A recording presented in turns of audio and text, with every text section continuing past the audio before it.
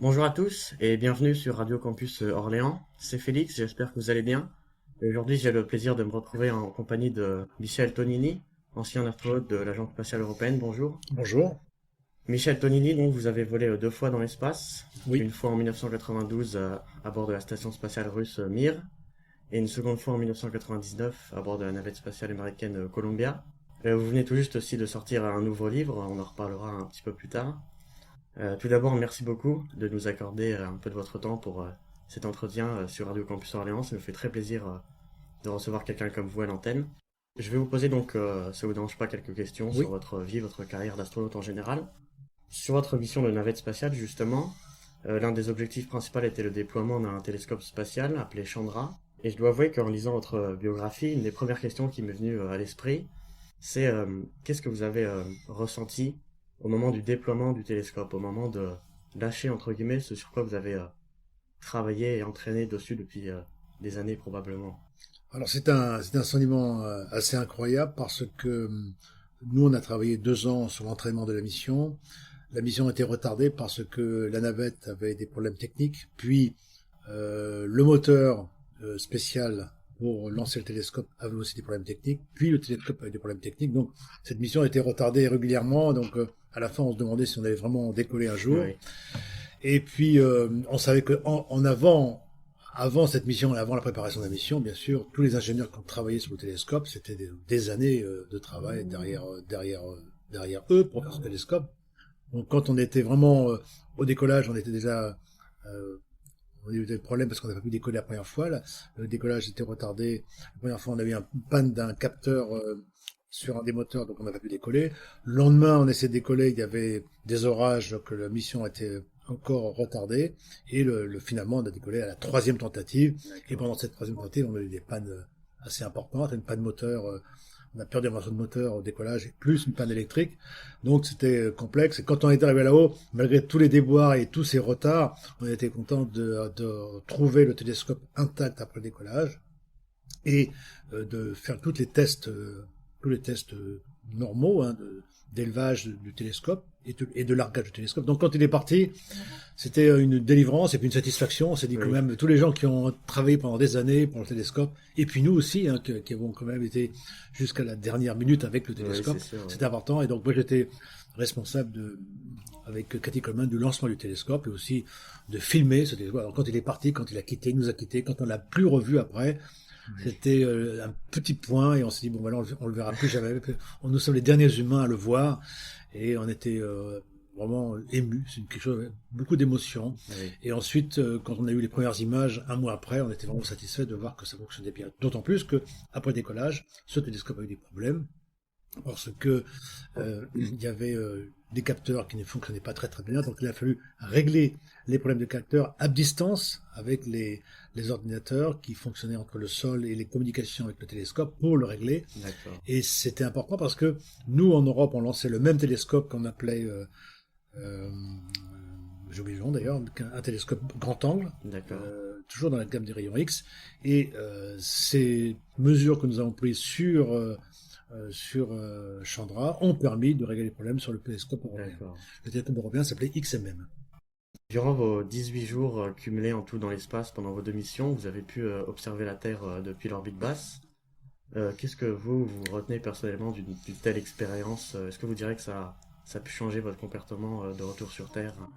Alors oui, ça a changé dans le sens où on prend conscience du fait que la fragilité de la Terre, de la faiblesse de l'atmosphère, c'est vrai que on se dit que lorsqu'on est sur Terre, on est un peu trompé dans le sens où quand on voit un ciel bleu, on est très optimiste parce qu'on se dit le bleu est à l'infini. En fait, le bleu n'est pas à l'infini, le bleu ne fait que 100 kilomètres. C'est exactement la distance où vous êtes. Paris-Orléans, c'est 100 Ah kilomètres à oui. peu près.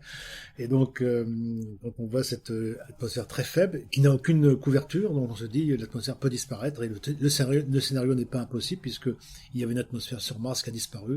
Donc on se dit on doit faire quelque chose pour tout faire pour protéger la Terre, protéger l'atmosphère, protéger la vie sur la Terre, protéger les terriens. Hmm. Donc on se rend compte qu'après il y a une feuille de route et que tout ce que nous faisons pour aller dans l'espace, c'est vraiment pour aller comprendre les les différentes causes qui pourraient éteindre la vie sur la Terre. Donc, protéger la Terre du choc d'un astéroïde, protéger la Terre au niveau écologique, protéger la Terre au niveau de la paix. Donc là, au niveau de la paix, on n'est pas très bon en ce moment. Oui, Ceci malheureusement. dit, nous sommes dans un espace de paix, hein.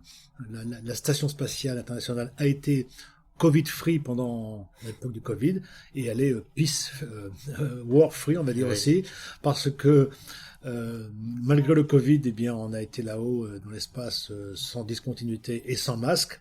C'est le seul endroit où on pouvait s'embrasser dans l'espace, c'était dans l'ISS. Et, aujourd'hui, alors qu'il y a la guerre au sol, eh bien, là-haut dans l'espace, il y a des Américains, des Ukrainiens et des Russes qui travaillent ensemble. Et on peut dire que la station spatiale est un exemple de paix, puisque oui, c'est le seul exemple mondial où on avait toutes les nations qui vont coopérer oui, ensemble, enfin 15 nations qui vont coopérer oui, ensemble. ce objectif de coopération. Coopération qui est exemplaire. C'est la première depuis que Adam et Ève sont nés. C'est la première coopération aussi importante, aussi dangereuse et qui fonctionne bien malgré la guerre. Ce que je trouve ça remarquable, c'est que malgré cette guerre, eh bien, on a continué à faire cette station spatiale. Et moi qui connais bien et les Russes et les Américains, je sais que eux, les deux parties sont très contents d'avoir collaboré ensemble. Ça veut dire que les Américains ont appris des Russes et les Russes ont appris des Américains. C'est un apprentissage qui a marché dans les deux sens.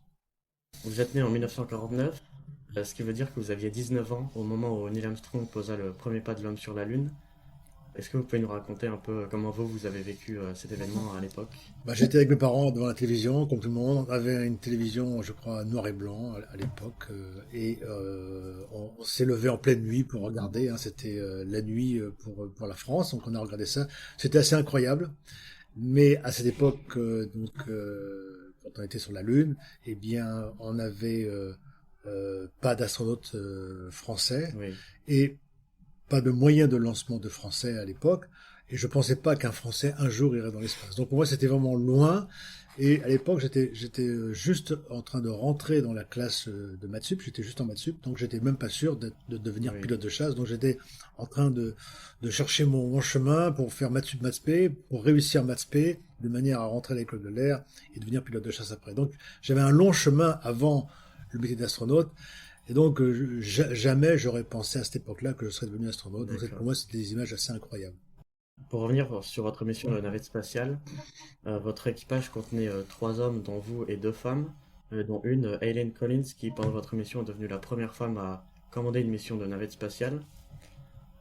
Euh, Aujourd'hui, il y a des progrès qui sont faits dans le rôle des femmes dans l'industrie aérospatiale.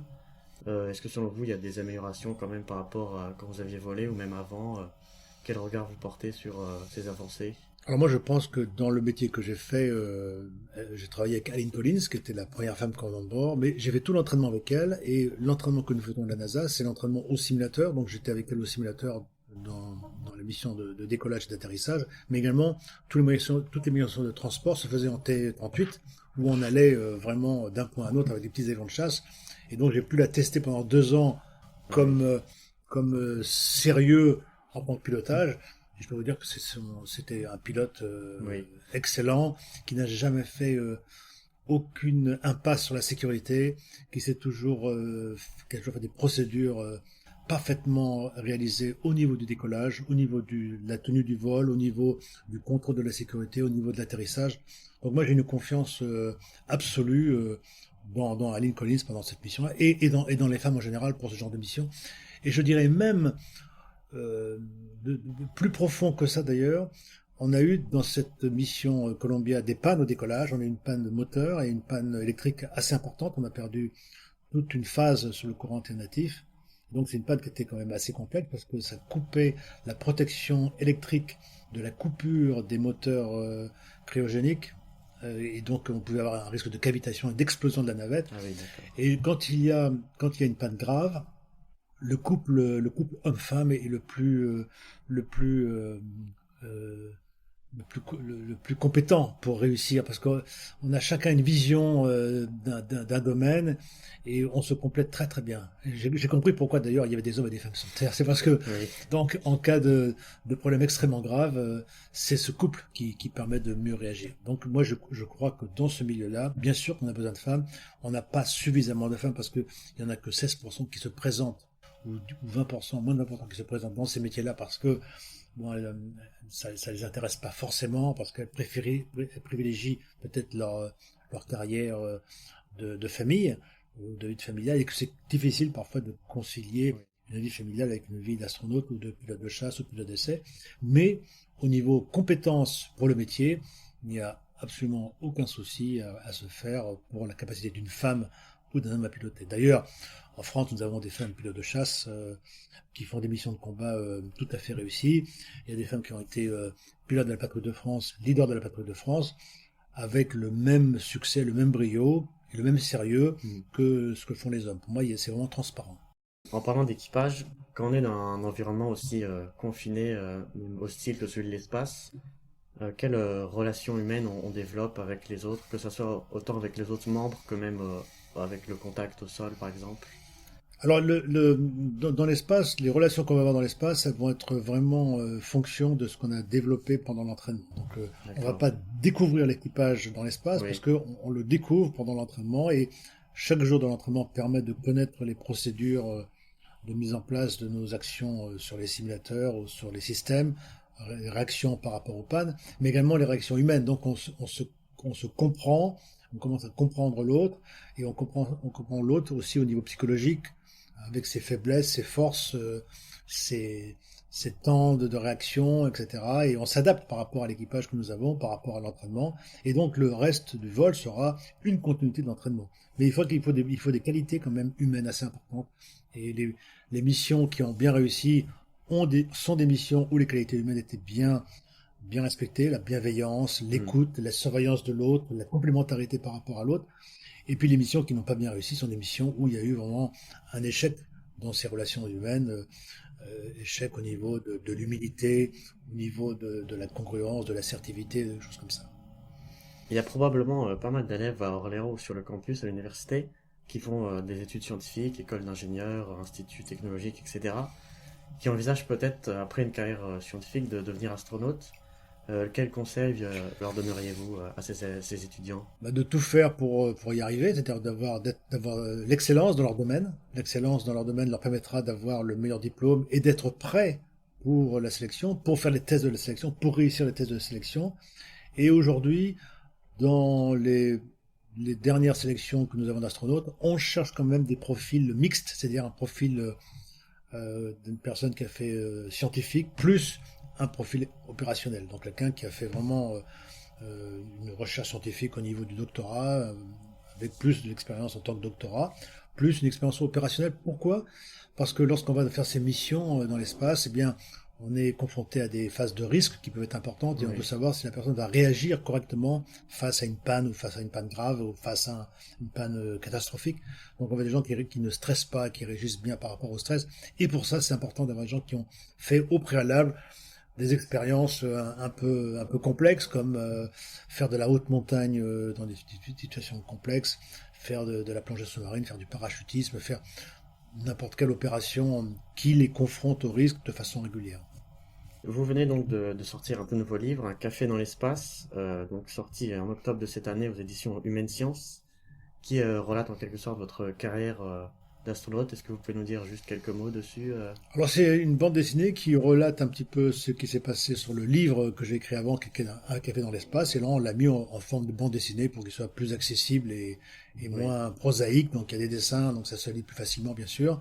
Et puis c'est basé sur le café dans l'espace qui correspond à ce que lorsque je suis arrivé dans la mission spatiale en Soyouz et qu'on a fait le rendez-vous sur la station Mir. À l'époque, les rendez-vous duraient 2 jours. Aujourd'hui, ça dure 3 heures, donc c'était quand même assez long. On avait passé 2 jours dans le Soyouz, on était un peu fatigué et on arrive à cette phase qui est la plus délicate de la mission, qui est le rendez-vous sur la station spatiale. Donc imaginez-vous une station qui est à 28 000 km à l'heure.